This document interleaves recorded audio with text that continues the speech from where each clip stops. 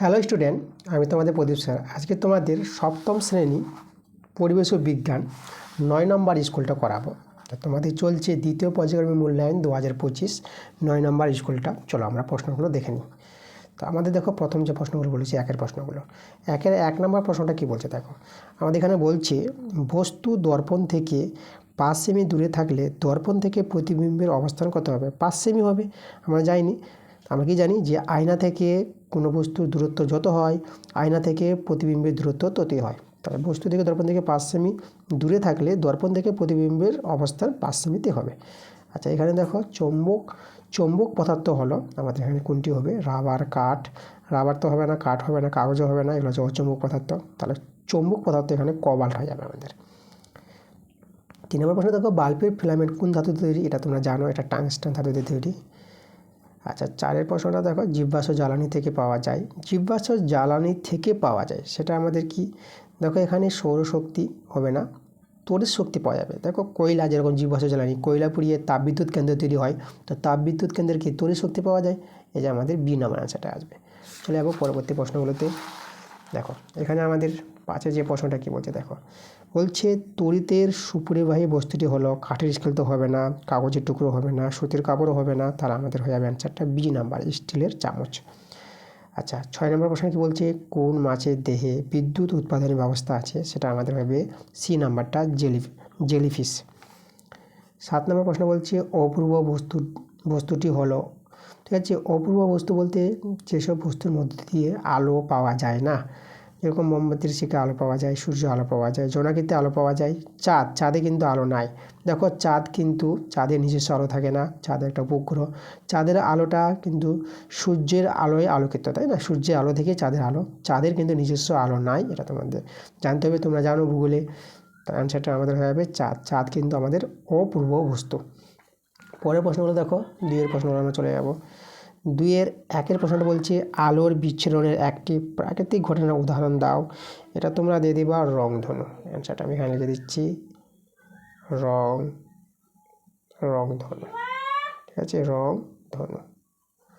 তোমরা রংধনু দেখেছ, বর্ষাকালে বিশেষ করে দেখা যায়, তাই না, বৃষ্টির সময়। আচ্ছা, তাহলে এখানে দেখো এই যে আমাদের আলোর বিচ্ছুরণের একটি প্রাকৃতিক ঘটনার উদাহরণ রংধনু তোমরা লিখবা।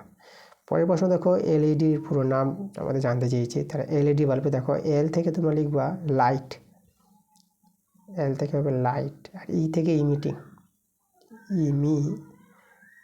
Double T I N G, light emitting diode. আচ্ছা, ডায়োড আমি এখানে লিখে দিচ্ছি diode, TIODE, light emitting diode. আচ্ছা, পরের প্রশ্ন দেখো, তড়িৎ কোষে কোন শক্তিতে রূপান্তরিত হয়? তার তড়িৎ কোষে দেখো রাসায়নিক শক্তি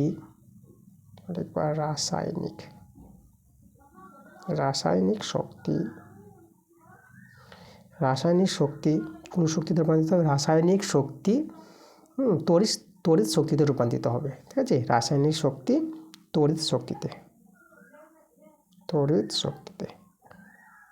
ওকে, তড়িৎ শক্তিতে রূপান্তরিত হবে। তার তড়িৎ কোষে রাসায়নিক শক্তি তড়িৎ শক্তিতে রূপান্তরিত হয়। আচ্ছা, পরের প্রশ্নগুলোতে আমরা চলে যাব। দেখো 5 নম্বর প্রশ্নটা কি বলছে। 5 প্রশ্নটা বলছে টেলিফোনে কোন চুম্বক ব্যবহৃত হয়? তো টেলিফোনে তোমাদের জানতে হবে, টেলিফোনে তড়িৎ চুম্বক ব্যবহার করা হয়, ঠিক আছে, তড়িৎ চুম্বক ব্যবহার করা হয়। 6 নম্বর প্রশ্নটা কি বলছে, কোনো আলোকরশ্মি প্রতিফলনের উপর লম্বভাবে আবর্তিত হলে প্রতিফলন কোণের মান কত হবে? তো দেখো, কোনো একটি আলোকরশ্মি প্রতিফলকের উপর যদি লম্বভাবে আপতিত হয় তাহলে প্রতিফলন কোণের মান আমাদের 0 ডিগ্রি হবে। এটা আগের ক্লাসে ছিল, তাই না? লম্বভাবে যদি আপতিত হয়, ঠিক আছে, লম্বভাবে আপতিত আসলো, এবার প্রতিফলিত হবে লম্বভাবে, এভাবে। তার কোণ তো তৈরি হচ্ছে না আমাদের, তার জন্য কোণটা 0 ডিগ্রি পাওয়া যাবে। 7 নম্বর প্রশ্ন বলেছে সাদা আলোর বর্ণালীতে প্রান্তিক বর্ণ দুটি কী কী? দেখো, সাদা আলোর বর্ণালীতে প্রান্তিক বর্ণ দুটি তোমরা লিখবা বেগুনি ও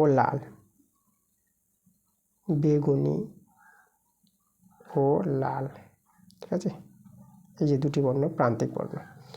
আচ্ছা, আমরা চলে যাব পরের প্রশ্নগুলো বড় প্রশ্ন আছে, এগুলো বই থেকে পেয়ে যাবা। আমি লাইফ সায়েন্সে চলে যাবো। দেখো আমাদের লাইফ সায়েন্সে যে আছে 1 নম্বর প্রশ্নটা বলছে মোটর বীজে কয়টি বীজপত্র থাকে? এটা 2টি, মোটর বীজে 2টি বীজপত্র থাকে। আচ্ছা, ফুলের কোন অংশ ফলে পরিণত হয়? এটা আমাদের হবে ডি নম্বর গর্ভাশয়।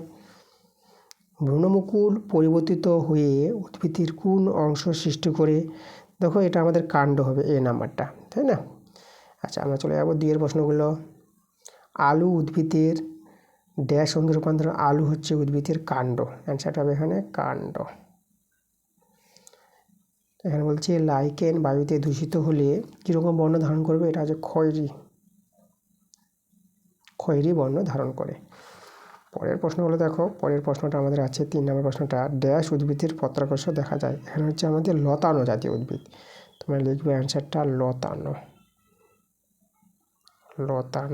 জাতীয়।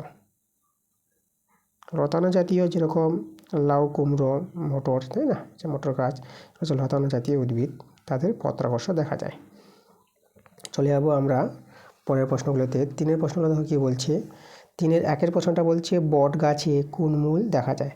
তো তোমরা লিখবা বট গাছে স্তম্ভ মূল দেখা যায়। অভিসরবণ প্রক্রিয়ায় কোন পর্দার প্রয়োজন হয়? এটা হচ্ছে আমাদের অর্ধভেদ্য, ঠিক আছে?